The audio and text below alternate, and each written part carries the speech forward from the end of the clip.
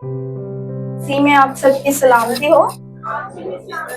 पाक कलाम में से हमारे लिए 5वें कलमे की तलावत यूहन्ना 19 बाब उसकी 28 आयत। इसके बाद जब यीशु ने जान लिया कि अब सब बातें तमाम हुई ताकि नविश्ता पूरा हो, तो कहा, मैं प्यासा हूँ। आमीन। मसीह यीशु के जिंदा जलाली और बाबरकत नाम में आप सबकी सलामती हो। हम खुदावन की शुक्रगुजारी करते हैं आज के इस दिन के लिए और सारी बरकतों के लिए जो आज 4 कलमों के वसीला से हम रिसीव कर चुके हैं। आमीन। क्या हम गुजरे 4 कलमों से अपनी बरकत को रिसीव कर चुके हैं? हालेलुया। बेशक जब हम खुदा के कलाम को सुनते हैं और उसकी बातों पर ध्यान लगाते हैं तो वो हमारी जिंदगियों को बाबरकत बनाता है। मेरे अजीजों, आज हम 7 सलीबी कलमात पर गौर कर रहे हैं। ये वो कलमात हैं जो मसीह यीशु ने जान देते हुए अपनी जुबान मुबारका से खूबसूरत अल्फाज निकाले थे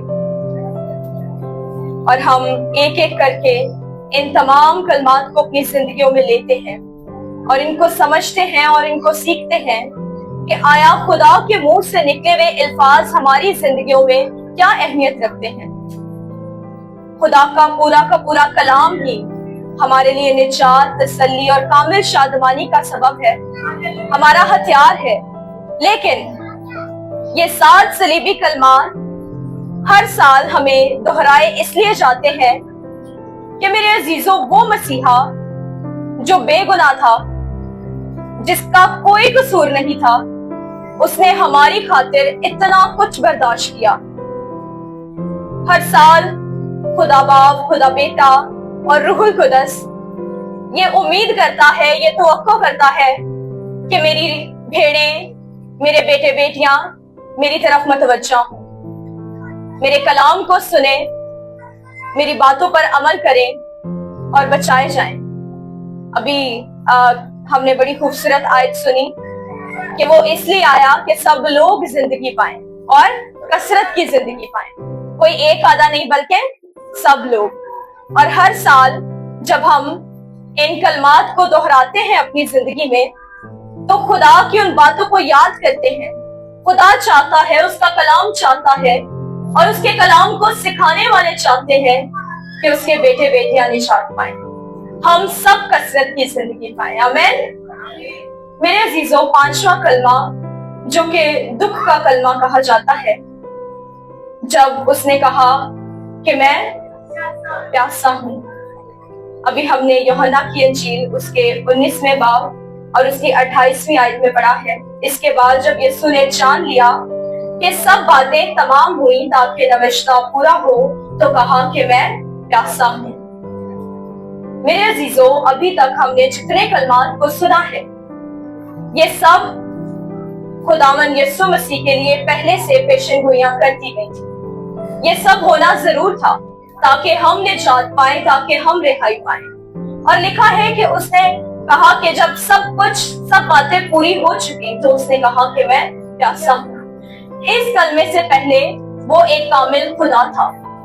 उसने माफ किया, उसने मोहब्बत का इजहार किया, उसने बाप से जुदाई का इजहार किया। लेकिन जब वो कहता है कि मैं प्यासा हूं तो वो एक कामिल खुदा के साथ कामिल इंसान होने का भी सबूत देता है। मेरे अजीजों, ये जुमला मैं प्यासा हूं एक छोटा सा जुमला है, लेकिन इसमें आसमान से लेकर जमीन तक, इंसानियत से लेकर अलूहियत तक, मोहब्बत से लेकर निजात तक सब कुछ सिमटा हुआ है। जब वो कहता है कि मैं प्यासा हूं तो वो इस बात का इकरार करता है कि मैं एक आसमानी खुदा होते हुए, आसमानी खुदा तो हूं लेकिन मैं साथ ही एक कामिल इंसान भी हूं। खुदा के कलाम में लिखा है कि वो इंसान बनकर इस दुनिया में आया। तो मेरे अजीजों, यहाँ पर इस कलमे में इस बात की हमें अलामत मिलती है कि वो एक कामिल इंसान था। खुदावन ने, मसीह यीशु ने वो सब कुछ बर्दाश्त किया जो हम आज के दौर में बर्दाश्त करते हैं। उस वक्त भी लोग ये सब कुछ बर्दाश्त करते थे, لیکن مسیح نے اس وقت سارے گناہوں کا بوجھ اپنے اوپر لیا، ساری تکلیفیں، ساری پریشانیاں، اور اس نے صلیب پر اپنی جان دے دی۔ آج ہم مشکلات میں گر جاتے ہیں تو ہم سوچتے ہیں کہ ہمیں کوئی نہیں سمجھتا، لیکن یاد رکھیں کہ اس جان کلی کے عالم میں جب مسیح یسوع صلیب پر لٹک رہے تھے، اس وقت انہوں نے وہ سب کچھ برداشت کیا جو ہم آج کے دور میں برداشت کرتے ہیں۔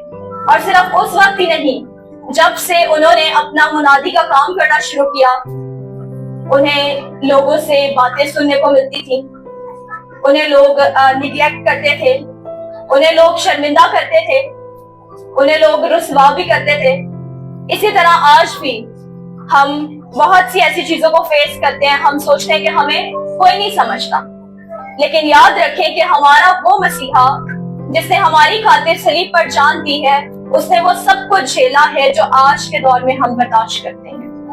کہیں نہ کہیں، کبھی نہ کبھی ہم مشکلات میں گرتے ہیں، دکھوں میں آتے ہیں، تکلیفیں آتی ہیں، دردیں ہوتی ہیں، لیکن یاد رکھیں کہ وہ درد، وہ تکلیف جو اس نے ہماری خاطر سہا ہے، یہ چھوٹی چھوٹی تکلیفیں اس کے سامنے کچھ بھی نہیں۔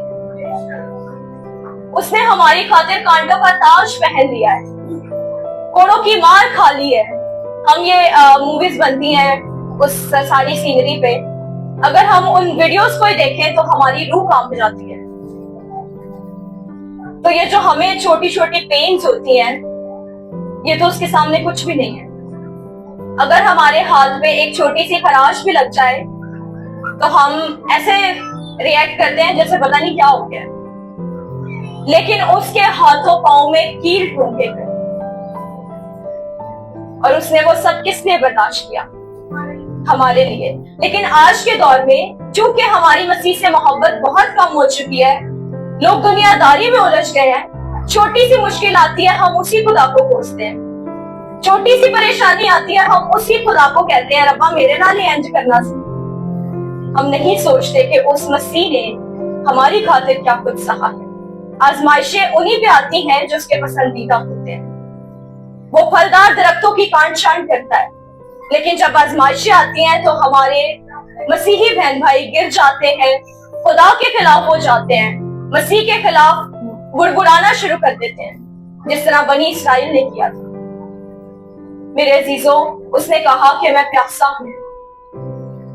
اس کی یہ پیاس صرف جسمانی نہیں تھی، بلکہ ایک روحانی پیاس تھی۔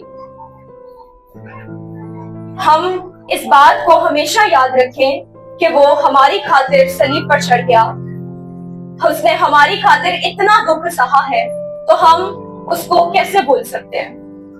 اور اب تک ہم نے جتنے بھی کلمات پڑھے ہیں، جتنے بھی کلمات سنے ہیں، وہ تمام نبوتیں تھی جو مسیح کے آنے سے پہلے ہی کر دی گئی تھی، اور ان کی تکمیل ہے۔ اس کلمہ کے بارے میں بھی مقدس یوحنا رسول کے انجیل میں لکھا ہے، اور انہوں نے پہلے ہی نبوت کر دی، اور وہ بتاتے ہیں کہ زبور کی کتاب زبور 69 اس کے 21ویں آیت میں لکھا ہے، یہاں لکھا ہے، انہوں نے مجھے کھانے کو اندرین بھی دیا، اور میری پیاس بجھانے کو انہوں نے مجھے سرکہ پلایا۔ اب جب وہ پیاسا تھا تو اس کو سرکہ پلایا گیا، یہ کوئی اتفاق نہیں تھا، یہ سب وہ باتیں تھیں جو یہاں پر پوری ہونا ضرور تھی۔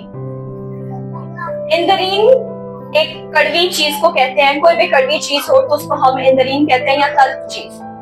اور ہم دیکھتے ہیں کلام خدا میں مرکز کی انجیل 15ویں باب کی اس کی 22ویں اور 23ویں آیت میں ملتا ہے کہ مسیح یسوع کو صبح 9 بجے کے قریب مرملی میں پیش کی گئی تھی، جو ایک کڑوی جڑی بوٹی ہوتی ہے، جس سے جو مجرم ہے اس کو تکلیف کا احساس کم ہوتا ہے۔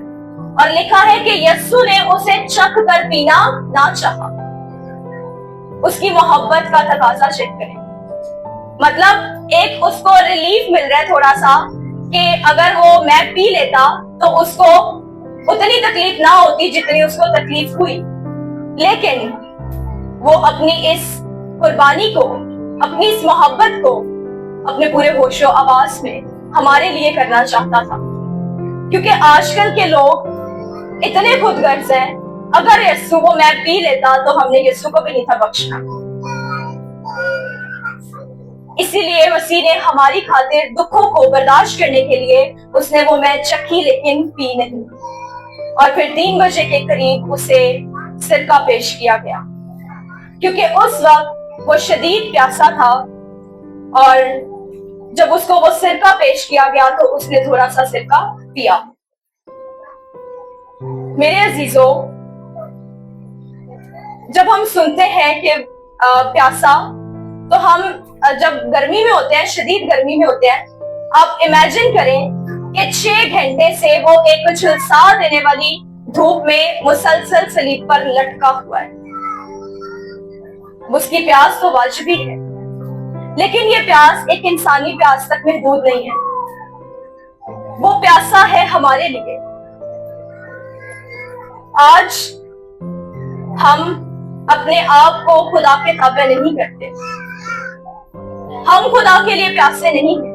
وہ ہمارے دکھوں کا بوجھ اٹھا کر پیاس کو، دکھ کو، تکلیف کو برداشت کر چکا، لیکن ہم آج اس کو بھول چکے ہیں۔